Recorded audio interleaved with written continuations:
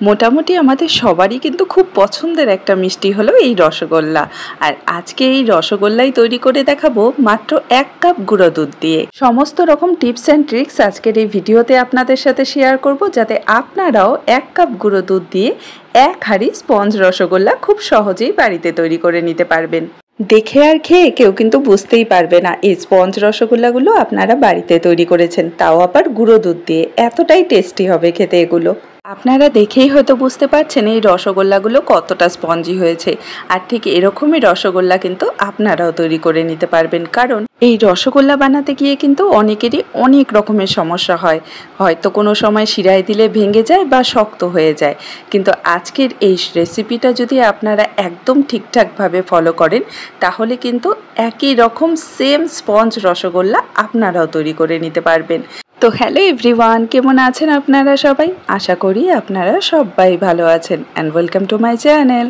তো আজকের এই স্পঞ্জ রসগোল্লার রেসিপিটা যদি আপনাদের ভালো লেগে থাকে অবশ্যই লাইক আর শেয়ার করবেন। আর আমার চ্যানেলে যদি আপনারা নতুন এসে থাকেন চ্যানেলটাকে সাবস্ক্রাইব করে পাশের বেল আইকনটি প্রেস করে দেবেন, যাতে আমার ভিডিও নোটিফিকেশন সবার আগে আপনার কাছে পৌঁছয়। তাহলে চলুন শুরু করি আজকের রেসিপি। প্রথমেই একটা সসপ্যানে আমি নিয়ে নিচ্ছি একটা চায়ের কাপে মেপে 1 কাপ গুঁড়া দুধ। তো এখানে যে কোনো একটা বাটি বা কাপ মেপে আপনারা গুঁড়ো দুধটা নিয়ে নেবেন। আচ্ছা, এখানে আমি আমুল ব্র্যান্ডের গুঁড়া দুধটা ব্যবহার করছি, আপনারা যে কোনো ব্র্যান্ডের গুঁড়া দুধ কিন্তু নিয়ে নিতে পারবেন, ঠিক আছে? তো এখন এই গুঁড়া দুধের মধ্যে আমরা দিয়ে দেব জল। তো যে কাপে মেপে গুঁড়ো দুধটা নিয়েছি সে কাপে মেপে আমি এখানে 2.5 কাপ জল দিয়ে দিচ্ছি, 2 কাপ তার সাথে হাফ কাপ, ঠিক আছে? এখন একটা হ্যান্ড উইক্স দিয়ে এভাবে কন্টিনিউ নাড়াচাড়া করে এটাকে আমাদের মিক্স করে নিতে হবে। আর হ্যাঁ, এখানে কিন্তু গ্যাসটা আমি এখনও অন করিনি। প্রথমে আমাদের গুঁড়া দুধটাকে জলের সাথে খুব ভালো করে মিশিয়ে নিতে হবে, যাতে কোনো দানাদার ভাবটা আর কি দানা অংশ না থেকে যায়। তো যখন ভালো করে মেশানো হয়ে যাবে তখন আমরা গ্যাসটা অন করে দেব, ঠিক আছে? তো এই যে দেখুন, এখানে কিন্তু ভালো করে মেশানো হয়ে গেছে গুঁড়ো দুধটা। এখন আমি গ্যাসের ফ্লেমটা অন করে দিয়েছি আর অনবরত নাড়াচাড়া করে হাই ফ্লেমে দুধটাকে কিন্তু আমাদের জাল করে নিতে হবে। বেশি সময় ধরে কিন্তু এই গুঁড়ো দুধটাকে জাল করার কোনো দরকার নেই, কারণ গুঁড়ো দুধ কিন্তু এমনিতেই খুব তাড়াতাড়ি ঘন হয়ে যায়। তাই যখনই একবার এটা ফুটে উঠবে তখনই কিন্তু গ্যাসের ফ্লেমটা আমাদের বন্ধ করে দিতে হবে, ঠিক আছে? এটা খেয়াল রাখবেন, বেশি সময় ধরে কিন্তু এই দুধটাকে আমরা জাল করব না। তো এই যে দেখুন, আমি কিন্তু এখানে অনবরত নাড়াচাড়া করে যাচ্ছি, তো এটা কিন্তু বন্ধ করা যাবে না। আর যখন দেখবেন ঠিক দুধটা এইভাবে ফুটে উঠেছে তখনই কিন্তু আমাদের গ্যাসের ফ্লেমটাকে বন্ধ করে দিতে হবে, আর কি গ্যাসটাকে অফ করে দিতে হবে। তো এখানে আমি গ্যাসটা অফ করে দিয়েছি। এখন আমরা এর মধ্যে অ্যাড করে দেব লেবুর রস। এখানে আমি 4 চামচের মতো লেবুর রস নিয়েছি। এই লেবুর রসটা দিয়ে আমি ছানাটা তৈরি করে নেব। আপনারা চাইলে ভিনিগার দিয়েও ছানাটা তৈরি করে নিতে পারেন, সেক্ষেত্রে 2 চামচ ভিনিগারের সাথে 2 চামচ জল মিশিয়ে ছানাটা তৈরি করে নিতে পারবেন। তো এই যে দেখুন, ছানাটা কিন্তু মোটামুটি তৈরি হয়ে গেছে। তো বাকি যে লেবুর রসটা ছিল সেটা পুরোটাই আমি এর মধ্যে দিয়ে দিলাম। এখন ভালো করে একটু নাড়াচাড়া করে নেব। বেশি সময় কিন্তু এই জলের মধ্যে ছানাটাকে রাখা যাবে না, কারণ ছানাটা বেশি সেদ্ধ হয়ে গেলে কিন্তু শক্ত হয়ে যাবে, ঠিক আছে? আর যখন দেখবেন যে এরকম সবুজ জল বেরিয়ে এসেছে তখন বুঝবেন যে ছানাটা ঠিকঠাকভাবে তৈরি হয়ে গেছে, ঠিক আছে? তো এখন এটাকে আর দেরি না করে আমরা এটাকে ছেঁকে নেব। তো এখানে আমি একটা মিক্সিং বোলের উপর একটা বড় ছাঁকনি বসিয়ে দিয়েছি আর তার মধ্যে পুরো ছানাটাই আমি ঢেলে দিচ্ছি। আপনারা চাইলে পাতলা সুতির কাপড় ছাঁকনির উপর বিছিয়ে নিয়ে তার উপর ছানাটা নামিয়ে নিতে পারেন, কিন্তু আজকে আমি ওভাবে আর ছানাটা তৈরি করছি না, মানে ছেঁকে নিচ্ছি না। এভাবে ছাঁকনির মধ্যে বড় একটা ছাঁকনিতে নিলেও কিন্তু খুব ভালো করে ছানাটা রেডি হয়ে যাবে, ঠিক আছে? তো ছানাটাকে আমি নর্মাল জল দিয়ে 2-3 বারের মতো এভাবে ভালো করে ধুয়ে নিয়েছি, যাতে লেবুর যে টক ভাবটা আছে সেটা না থাকে। তো এখানে ছানাটাকে ভালো করে ধুয়ে নিয়ে আমি এই হাতাটা দিয়ে আস্তে আস্তে এটাকে প্রেস করব এভাবে। এতে করে যে এক্সট্রা জলটা আছে সেটা কিন্তু নিচে পড়ে যাবে। তা এভাবে করে নিলে কিন্তু আর কাপড়ে জড়িয়ে এটাকে ঝুলিয়ে রাখার কোনো দরকার নেই। আর ছানাটাকে কিন্তু একদম শুকনো করা যাবে না, এটাও খেয়াল রাখতে হবে। একটু নরম কিন্তু থাকতে হবে, ঠিক আছে? তো এভাবে কিছুক্ষণ প্রেস করে নিলেই দেখবেন যে এক্সট্রা যে জলটা আছে সেটা একদম ঝরে যাবে। আর বেশি সময় এটাকে আমি এভাবে প্রেস করব না, কারণ এটাকে একটু সফট রাখতে হবে। তাই এখন চলুন এই ছানাটাকে আমরা একটা প্লেটের মধ্যে নামিয়ে নেব। আর হাত দিয়ে ছানাটাকে এভাবে একটু ভেঙে নেব, ঠিক আছে। আপনারা দেখেই হয়তো বুঝতে পারছেন যে ছানাটা কিন্তু একদম শুকনো হয়নি, সফট আছে এখনও। তো এরকমই সফট কিন্তু ছানাটাকে রাখতে হবে, পুরো জলটা কিন্তু ঝরিয়ে দেবেন না, ঠিক আছে। তো এখানে ছানাটা আমি এভাবে ভেঙে নিয়েছি। এখন এর মধ্যে চা চামচে মেপে 1 চামচ আমি চিনি দিয়ে দিচ্ছি, ঠিক আছে। এখন চিনিটা দিয়ে খুব ভালো করে এভাবে আগে মেখে নেব, যেভাবে দেখাচ্ছি সেটা খেয়াল রাখবেন, সেভাবে আগে মেখে নিয়ে তারপর আমরা হাতের এই অংশটা দিয়ে আর কি হাতের তালুটা দিয়ে হালকাভাবে এটাকে প্রেস করে করে আমাদের মেখে নিতে হবে। তো দেখুন ঠিক এভাবে কিন্তু প্রেস করে আমাদের মেখে নিতে হবে। শিলনোড়াতে আমরা যেভাবে মশলা বাটি এই প্রসেসটাও কিন্তু অনেকটা সেরকমই। তো এইভাবে হাতের তালু দিয়ে ভালো করে এটাকে প্রেস করে আমাদের মেখে নিতে হবে, ঠিক আছে। তো কিছুক্ষণ মাখার পরেই দেখবেন যে এরকম সফট হতে শুরু করবে, মানে ছানার যে দানা দানা ভাবটা থাকে সেটা কিন্তু আর থাকবে না, একদম প্লেন স্মুথ হতে শুরু করবে, ঠিক আছে। তো এভাবে কিছুক্ষণ মেখে নেব। আর এখানে মোটামুটি 80% মতো ছানাটা আমাদের মাখা হয়ে গেছে, আরও একটু মেখে নিতে হবে। তার আগে আমরা এর মধ্যে অ্যাড করে দেব 1 চামচের মতো ময়দা, ঠিক আছে। ছোট চামচ চা চামচে মেপে 1 চামচের মতো ময়দা এর মধ্যে দিতে হবে।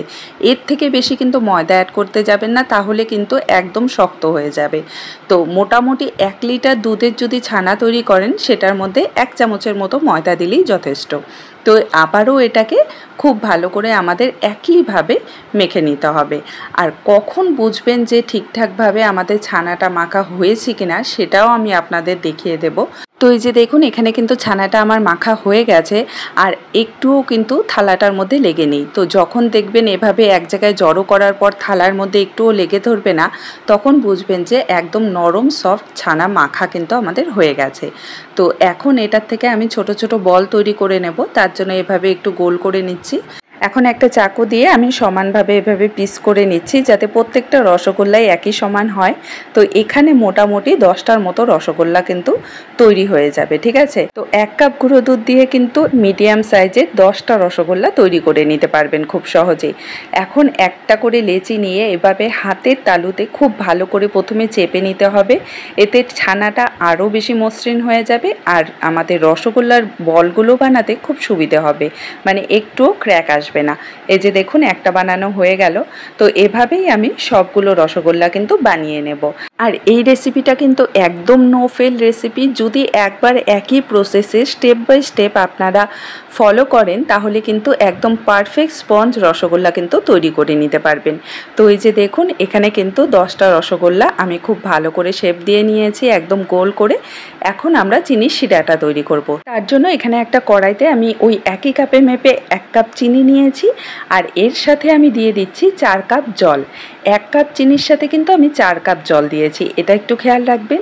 3টে এলাচ দিয়ে দিচ্ছি, মাঝখান দিয়ে ফাটিয়ে নিয়েছি। এখন অনবরত নাড়াচাড়া করে হাই ফ্লেমে আমাদের কিন্তু শিরাটাকে ফুটিয়ে নিতে হবে, ঠিক আছে। আর রসগোল্লা যখনই বানাবেন অবশ্যই একটা ছড়ানো পাত্রে কিন্তু শিরাটাকে তৈরি করবেন, এতে রসগোল্লাগুলো খুব ভালো করে আর কি ফুলে উঠবে। তো এই যে দেখুন এখানে হাই ফ্লেমে কিন্তু শিরাটা ফুটে উঠেছে। এখন এক এক করে সবগুলো রসগোল্লা আমি শিরার মধ্যে দিয়ে দিচ্ছি। গ্যাসের ফ্লেমটা কিন্তু আমি হাইতেই রেখেছি, ঠিক আছে, এটা খেয়াল রাখবেন। গ্যাসের ফ্লেম কিন্তু কোনো মতেই কমানো যাবে না, একদম হাই ফ্লেমে রেখেই পুরো আর কি রান্নাটা আমাদের করতে হবে, রসগোল্লাগুলো বানাতে হবে। তো এখানে সবগুলো রসগোল্লা আমি দিয়ে দিয়েছি, আর গ্যাসের ফ্লেমটাকে হাইতে রেখেই কিন্তু এখন আমরা ঢাকা দিয়ে এটাকে 10 মিনিটের মতো কুক করে নেব, ঠিক আছে। তো ঘড়ির টাইম দেখে একদম 10 মিনিটের মতো প্রথমে এটাকে আমাদের কুক করে নিতে হবে। আর এখানে আমি 10 মিনিট পর ঢাকনাটা তুলে নিচ্ছি, আর দেখুন রসগোল্লার সাইজগুলো কিন্তু একদম ডাবল হয়ে গেছে, একদম ফুলে উঠেছে। এখন হালকাভাবে রসগোল্লাগুলোতে টাচ না করে খালি শিরাটাকে একটু নাড়াচাড়া করে দিতে হবে, যাতে আর কি মিষ্টিগুলো উল্টে পাল্টে যায়। আর আমি আপনাদের একটা দেখিয়েও দিচ্ছি যে কতটা সুন্দর রসগোল্লাগুলো তৈরি হচ্ছে। তো এখন এটাকে আবারও ঢেকে আমরা 5 মিনিটের জন্য কুক করে নেব হাই ফ্লেমে, ঠিক আছে। তো এখানে টোটাল কিন্তু আমরা 15 মিনিটের মতো রসগোল্লাটাকে আর কি কুক করেছি, জাল করেছি। আর শিরাটা কিন্তু আপনারা দেখেই বুঝতে পারছেন এখনও ঘন হয়নি, তার জন্যই কিন্তু আগে থেকে আমি জলটা বেশি দিয়েছি, যাতে শিরাতে বারবার করে জল না দিতে হয়। এখন গ্যাসের ফ্লেমটা অফ করে রসগোল্লাগুলোকে এভাবেই শিরার মধ্যে 1 থেকে 1.5 ঘন্টার জন্য রেখে দিতে হবে, তাহলে কিন্তু মিষ্টিগুলো খুব ভালোভাবে শিরাটাকে টেনে নেবে আর আরও ফুলে উঠবে। তো আপনাদের দেখাচ্ছি 1 থেকে 1.5 ঘন্টা পর।